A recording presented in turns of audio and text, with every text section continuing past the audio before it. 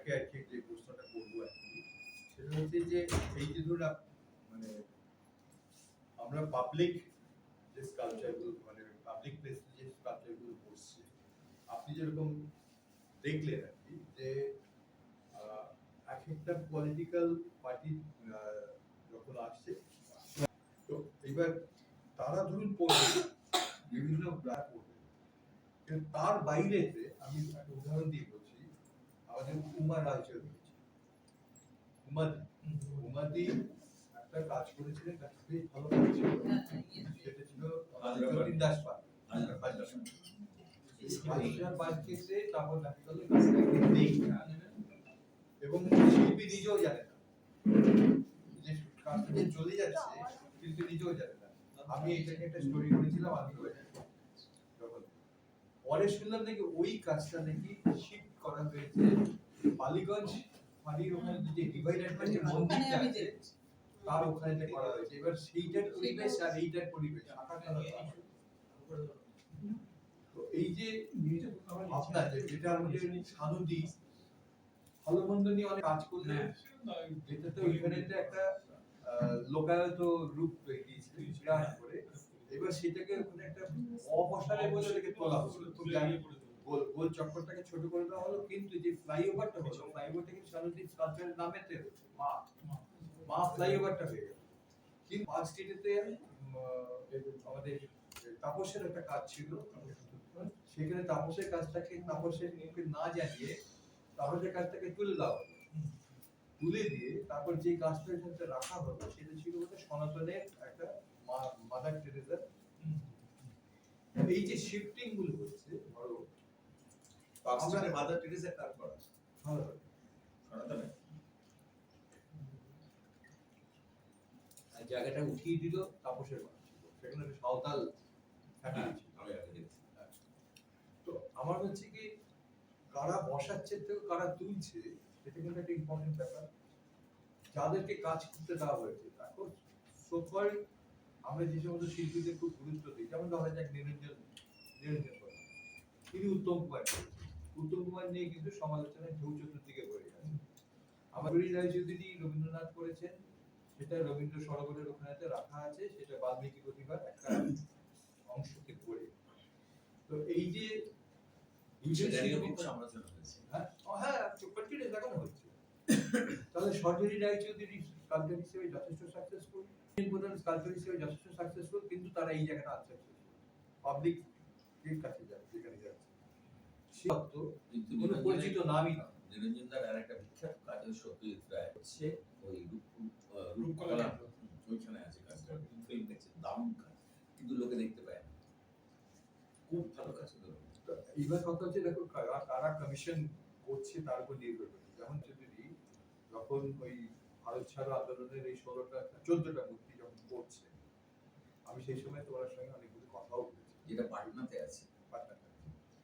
তো ওই যে এক একটা মূর্তি করেছে তার আমি মার্কেটটা দেখছি ওনার ঘরে, তো উনি কিন্তু তখন বলছে আমি ওই রাকেশ বিল্ডিং এর সব কি বলে টেন্ডার ফেন্ডারের জন্য ওগুলো আগে আমি ইয়ে করতাম না, বাধা করতাম না, ওরাই আমাকে হাতে পায়ে ধরে ওগুলো করাতো, কাজ করতে হবে আমার মতো, আমি সেখানে কারো এবং সেই দেবভূষণ রায় যদি সেই কমেন্টটা রাখতেন, তো সেই ক্ষেত্রে সেই জন্য তার আশুতোষের মূর্তি যথেষ্ট সুন্দর, তার গান্ধী মূর্তি যথেষ্ট সুন্দর, তার করা কিংবা সুরেন্দ্রনাথ যথেষ্ট সুন্দর।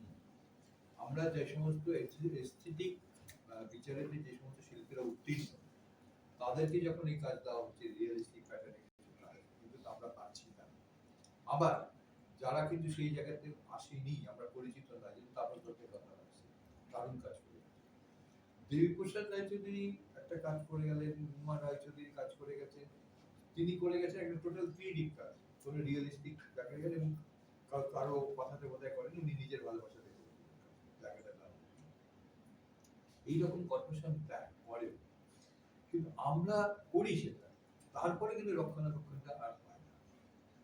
আমি ওনাকে প্রশ্নটা সেই জায়গা থেকে রাখছি আপনার কাছে, যে আপনি নিজস্ব কাজ করছেন এবং সেই কাজগুলো অল্প কিছু করা প্রদর্শনী লোকজন দেখতে পেয়েছে, তাতে যথেষ্ট সাফল্যের জায়গাতেই দাঁড়িয়ে আছে, মানুষ মানুষের বিচারে।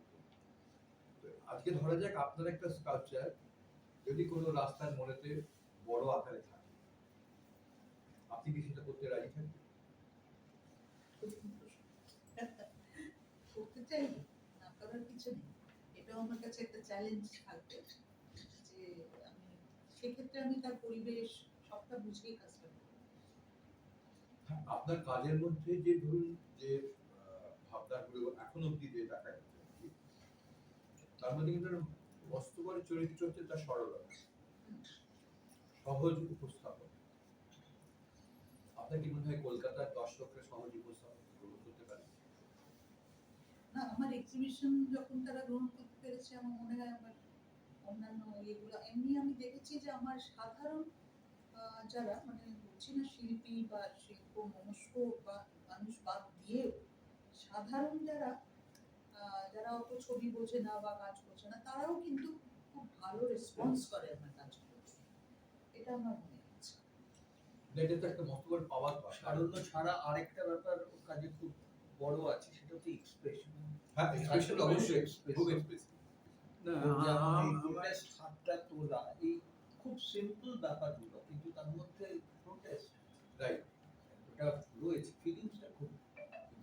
আমার যেন মনে হয় যে অলকানন্দার নামটার মধ্যে তো একটা আনন্দ আছে, হ্যাঁ, কিন্তু আপনার কাজগুলো যখন দেখি আমরা আর কি, তখন তার মধ্যে কিন্তু একটা পেইন থাকে, কিন্তু তার যে কাজগুলো কিন্তু একটু মুখগুলো কেমন কোনোটাই যে হাস্যমুখ সেরকম কিন্তু নেই, কিন্তু কাজগুলো দেখে কিন্তু আমরা আনন্দ পাচ্ছি।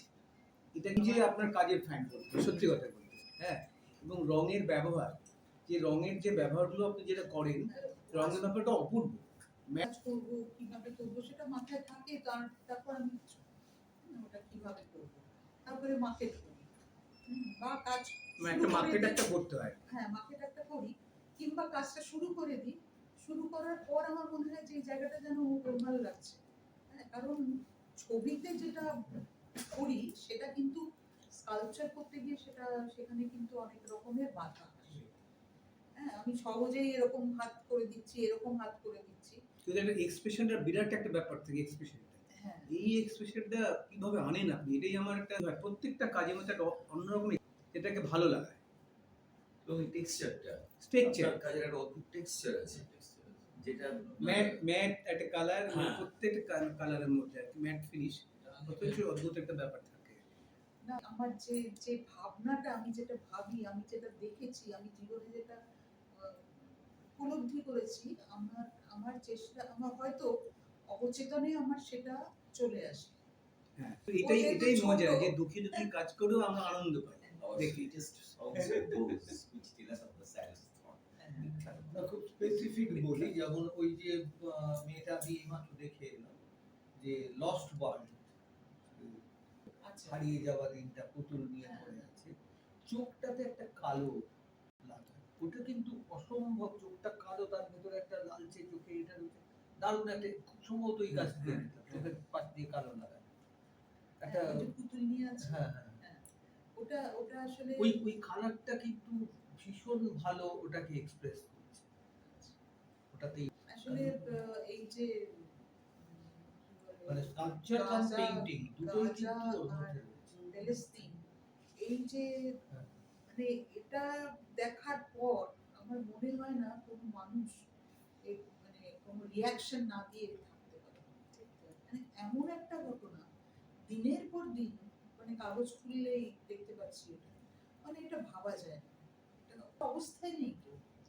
প্রতিদিন আজকে স্কুলে, কালকে হাসপাতালে, এরকম জায়গায় মানে বিভিন্ন জায়গায় যেখানে মানুষ থাকবে এই রকম জায়গাগুলোকে চিহ্নিত করে তারা মারছে।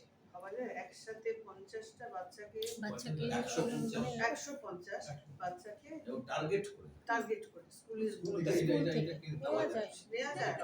এই যে কন্টেম্পোরারি সাবজেক্টটাকে মানে বিষয়টা আপনাকে যে নাড়া দিয়েছে, আপনি সেটা এক্সপ্রেস করেছেন আপনার এক্সিবিশনের মধ্যে দিয়ে।